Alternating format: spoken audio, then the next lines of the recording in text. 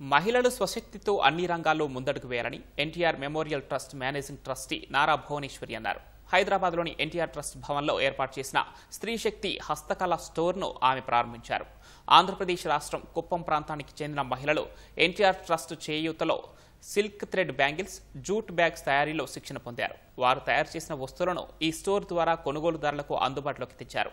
Skill development ప్రోగ్రాంలో భాగంగా jute bags, beautician కోర్సులు, tailoring training, skill thread bangles తయారీ అనేక అంశాల్లో శిక్షణ ఇస్తున్నామని భువనేశ్వర్ తెలిపారు. అనంతరం ఏపీ ప్రభుత్వ చేనేత హస్తకళల అభివృద్ధి గౌరవ సలహాదారు సుచిత్ర ఎల్లతో కలిసి ఆమె స్త్రీ శక్తి స్టోర్లోని పలు ఉత్పత్తులను కొనుగోలు చేశారు.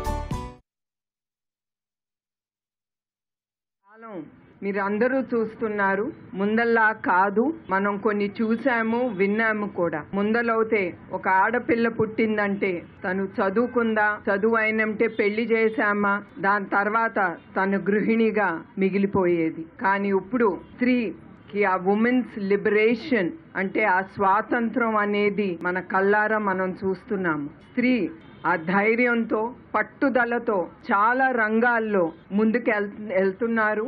ఉమెన్స్ డే అని మనం సంవత్సరానికి ఒక్కసారే మనం ఉమెన్స్ డే అనేది డిక్లేర్ చేస్తాము.